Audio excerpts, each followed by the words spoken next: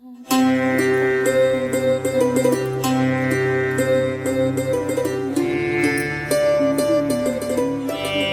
Friends, அனைவருக்கும் வணக்கம் and welcome back to my channel.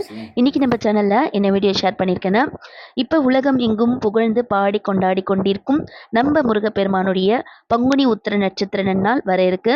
Panguni உத்திர நட்சத்திர நன்னாள் அன்னைக்கு நாம் எப்படி விரதம் இருந்து வழிபாடு செய்யலாம், பங்குனி உத்திரத்தோட மகத்துவம் என்ன, பங்குனி உத்திரத்துக்கு நம்ம விரதம் இருந்து வழிபாடு செய்தால் நமக்கு என்ன நற்பலன் கிடைக்கும்ன்றதை இந்த வீடியோவில் ஷேர் பண்ணியிருக்கேன்.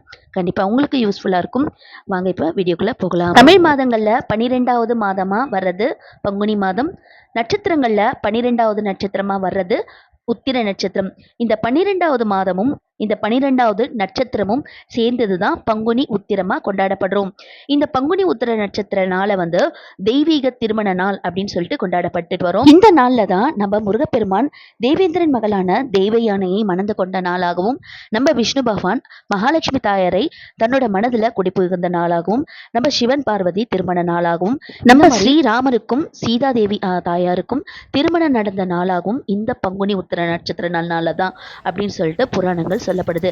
அதனால் இந்த நாளில் விரதம் இருந்து நம்ம வழிபாடு செஞ்சோம்னா நமக்கு வாழ்க்கையில் எந்த ஒரு கஷ்டம் இல்லாமல் எல்லாமே நன்மையை பயக்கும்ன்றது ஐதீகம். வருடத்தில் நம்ம முருகப்பெருமானுடைய விசேஷ நாட்களில் பார்த்தீங்கன்னா தைப்பூசம், கந்தசஷ்டி விரதம், வைகாசி விசாகம், கார்த்திகை மாதத்தில் வர கார்த்திகை நட்சத்திரம், பங்குனி உத்திரம் நட்சத்திரம், இந்த நன்னாளில் தான் நம்ம முருகப்பெருமானுக்கு ரொம்ப விசேஷமாக பால்குடம் எடுத்து அலகு குத்தி காவடி எடுத்து விரதம் இருந்து 48 நாட்கள் மாலை அணிந்து இந்த மாதிரி பக்தர்கள் ரொம்ப விசேஷமா நம்ம முருகப்பெருமானை கொண்டாடுவாங்க. அந்த விசேஷ நாட்கள்ல இந்த பங்குனி உத்திர நட்சத்திரம் ரொம்ப விசேஷமா கொண்டாடப்படுறது. திருப்பரங்குன்றத்துல நம்ம முருகப்பெருமான் தெய்வ யானையை மணந்து கொண்ட இடம் தான் திருப்பரங்குன்றம். அதனால திருப்பரங்குன்றம் முருகன் கோவில்ல ரொம்ப விசேஷமா எல்லாருமே விரதம் இருந்து வழிபாடு செய்வாங்க. இப்ப பங்குனி உத்திர நட்சத்திரத்தோட மகத்துவம் பார்த்தாச்சு. பங்குனி உத்திர நட்சத்திரம் எப்ப வருதுன்னு பார்க்கலாம். வரப்போற ஏப்ரல் 1ஆம் தேதி புதன்கிழமை பங்குனி உத்திர நட்சத்திர நன்னாள் வருது. நிறைந்த பௌர்ணமி, பங்குனி மாதத்தோட நிறைந்த பௌர்ணமி நாளும் உத்திர நட்சத்திரமும் கலந்து வர்றது தான் பங்குனி உத்திர நட்சத்திர நன்னாளா கொண்டாடப்பட்டு வரும். பங்குனி உத்திர நட்சத்திரம் நம்ம முருகப்பெருமானுக்கு எதற்காக ரொம்ப விசேஷமா கொண்டாடப்பட்டு வரோம்னு பார்த்தீங்கன்னா, பங்குனி உத்திரம் அன்னைக்கு நம்ம முருகப்பெருமானுக்கு விரதம் இருந்து வழிபாடு செய்தோம்னா நம்ம வீட்டில் கணவன் மனைவி ஒற்றுமை ஏற்படும். வீடுகளில் திருமணம் ஆகாத பெண்களோ ஆண்களோ இருந்தாங்கன்னா அவங்களுக்கு கண்டிப்பாக திருமணம் கைகூடி வரும்ன்றது ஐதீகம். அதனால உங்க வீடுகளில் திருமணம் ஆகாத பெண்ணோ ஆணோ எது இருந்தாலும் நீங்க பங்குனி உத்திரம் அன்னைக்கு கண்டிப்பா முருகப்பெருமானுக்கு விரதம் இருந்து வழிபாடு செய்யுங்க. கண்டிப்பா அதற்கேற்ற பலன் கிடைக்கும். இப்ப பங்குனி உத்திரத்தோட பலன் பார்த்தாச்சு. நாம இப்படி அன்னைக்கு விரதம் இருந்து வழிபாடு செய்யலாம் அப்படின்றத பார்க்கலாம். நீங்க அன்னைக்கு விரதம் இருந்து வழிபாடு செய்யணும்னு நினைச்சீங்கன்னா காலை அதிகாலை பிரம்ம முகூர்த்த நேரத்திலிருந்தே நீங்க முருகப்பெருமான விரதம் இருந்து வழிபாடு செய்ய துவங்கிடணும். காலையில எழுந்து குளிச்சு முடிச்சுட்டு வாசல் எல்லாம் தெளிச்சு கோலம் போட்டுக்கோங்க.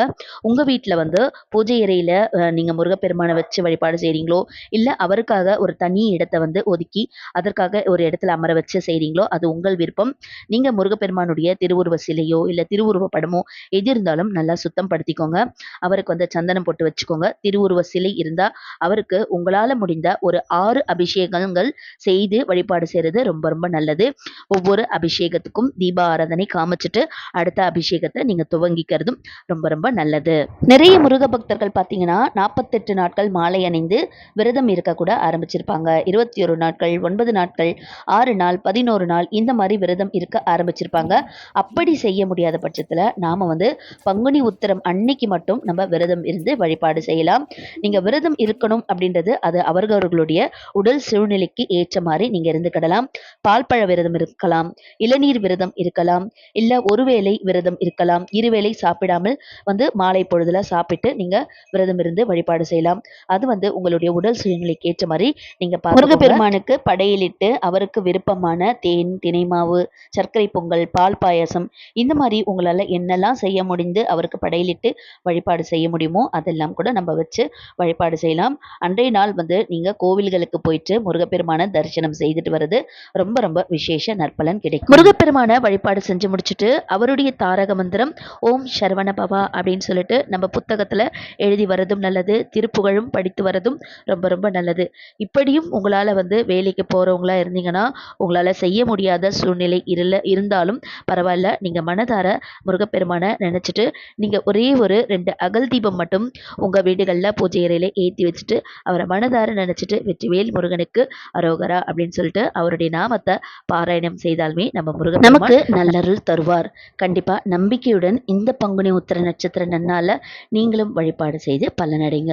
ஓகே ஃப்ரெண்ட்ஸ், இந்த வீடியோ உங்களுக்கு பயனுள்ளதாக இருந்திருக்கும்னு நினைக்கிறேன். இந்த வீடியோ பிடிச்சிருந்தா மறக்காம சேனலை சப்ஸ்கிரைப் பண்ணிக்கோங்க.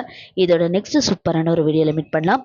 நல்லதே நினைப்போம், நல்லதே நடக்கும். வெற்றிவேல் முருகனுக்கு அரோகரா. Thank you friends, take care, bye bye.